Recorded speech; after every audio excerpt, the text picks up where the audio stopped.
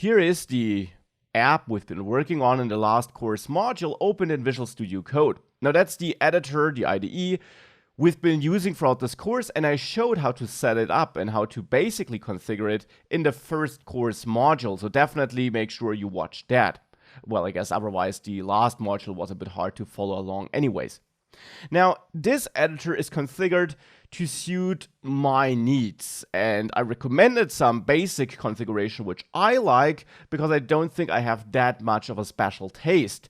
Still, make sure you tweak this to your likings. And that starts with the look. In Visual Studio Code, and of course in most or in all editors and IDEs, you will find similar settings. You are able to adjust its appearance. In Visual Studio Code, you do that under Code, Preferences, and then, for example, here, the color theme.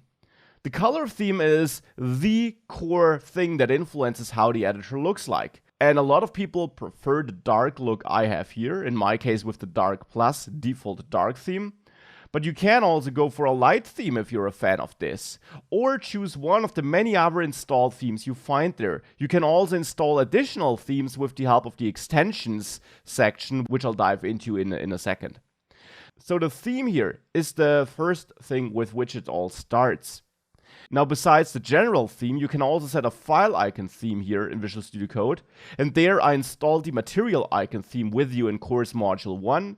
You can of course also go with one of the built-in themes or install any other theme you want, either with this shortcut here, but this will also just lead you to the extensions marketplace, if you want to call it like this, and we'll have a look at that in a second. So the look, of course, should really suit your needs. It's also not just the theme and the icons.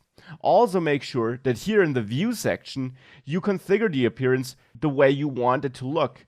That you show the sidebar or the status bar, maybe show one of the other things you can show here, like that activity panel here, which I personally don't like to have, which is why I remove it here.